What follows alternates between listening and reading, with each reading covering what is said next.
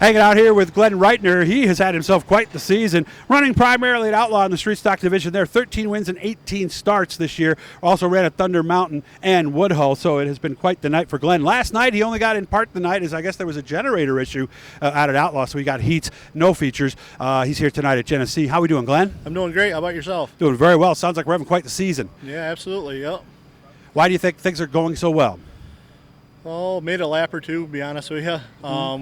Close Racing Supply put a hell of a car underneath me. We got a Tony Fulth engine in, and we got a hell of a pit crew. So everybody knows what's going on. They've been in the business a while now, so that helps out. Were you originally going to be here, or were you originally going to be at Outlaw tonight? No, originally I was going to be at Outlaw, but unfortunately there's a power issue there today, so we decided to elect to make the trip up here. It's been a while. We try to make an annual pilgrimage up here. We always come up for this race, but unfortunately Outlaw had a pretty extensive schedule scheduled for this weekend too. How do we usually do out here at Genesee? Well, we usually either win or break, so we're 50-50. Well, at least it wasn't checkers or wreckers, so Right. Checkers or toolbox Right. might be the right thing at this Right. point. How much is left for you this year, Glenn? I'm going to run the Dutch Hogue there October 23rd and 24th over to Outlaw Speedway, and then to backtrack a little bit, I think October 1st I'll be at Smithport, McKean County Fairgrounds. What are they doing there?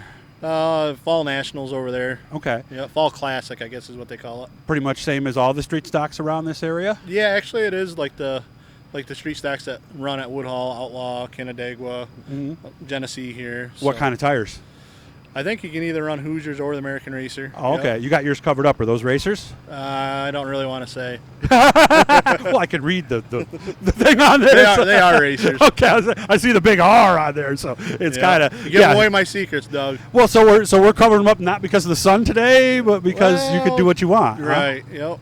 Has there been an issue with tires? Because I talked to some of the guys who said these smaller tires, these 8-inch or 9-inch, These are 8-inch. are hard to find from what I heard. Like especially now, right? Yeah. This whole COVID deal's got everything all screwed up. So hopefully they get it straightened out soon because this is getting old. Yeah, I guess you can't even find them now, No, right? nobody's even making them right now, to my understanding. Did that affect the count at some of these late season shows, do you think? Because I know of at least one or two teams that told me I'm not going to these shows with old tires. Yeah, in fact, my nephew there, he typically runs at Woodhull, and I think he was going to look to venture out a little bit, but he's completely out of tires, and I think I got just enough to take me through these last couple shows. Of course, street stock's a lot different than they were 10, 15 years ago, aren't they? Yeah, they are. A little technology involved now. It's kind of like a super stock and a BRP and a little bit of everything, right? Yeah. It's a really great class. It really is. I have a lot of fun.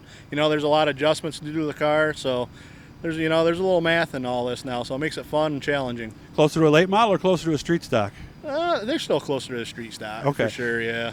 What's the front clip? Is it that mid-70s F2 Camaro clip, or is it something else? It's like a 78 Camaro, yep. Yep, that would be the F2, so okay, Yep. so that hasn't changed. So thinking about next year yet? Yeah, a little tiny bit.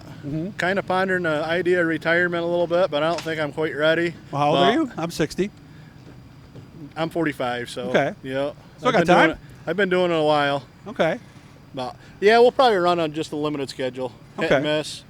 Yeah, been Where helping a lot of racers out, so I have just as much fun doing that as I actually do racing. So I've heard a lot of people, when they get some years under them, tell me that they get a different feeling of accomplishment doing that. yeah, absolutely. Watching them go fast and going deeper, you're like, it makes me feel good, right? Yeah, absolutely. Well, I'm sure there were people that helped you when you got going, right, Glenn? Actually, not. No. I had to pretty much learn everything on my own there. Then when I was, my dad threw me in a car when I was 13, so pretty much we learned what we know today, to a certain aspect. Now, Joel Smith over to Close Racing Supply there, once I started working with him in 2006, he kind of helped me along the way and steered me in the right direction on some of the stuff. But the basics I learned on my own.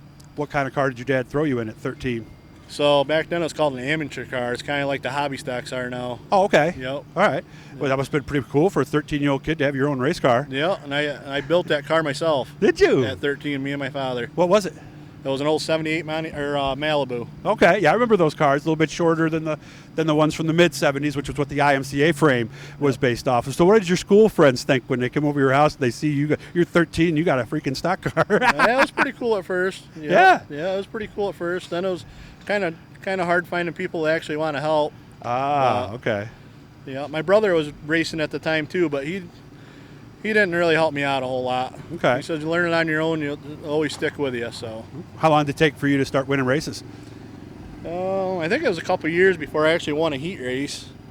And then I think it was a couple years after that before I won my first feature. Nice. And now, heck, they're coming more than they're not. So. Yeah, we got, I don't know what the tally is, but we're well over, must be pushing right around 290 or 300 range. Be nice to know, wouldn't it? Yeah. I often think about that certain days. I have to go back through all my books and figure it all out. Yeah, because it'd be nice to know when 300 happens, because that's a lot of people don't even get 300 races, let alone 300 wins. Right. So that is really something. So I'm glad you're doing well, and I'm glad things are going well for you. Maybe I'll talk to you at the end of the night, okay, Glenn? Okay, sounds good. Glenn Whritenour, the most mispronounced name I've heard, Whritenour, because that's what I thought it was for a long time. Hit the blue E down there. That'll subscribe you guys, let you know every time we're talking to somebody cool. Share, like, and subscribe, and support if you can. Good to see you, man. Thank you, Glenn. Yep, thank you, Doug.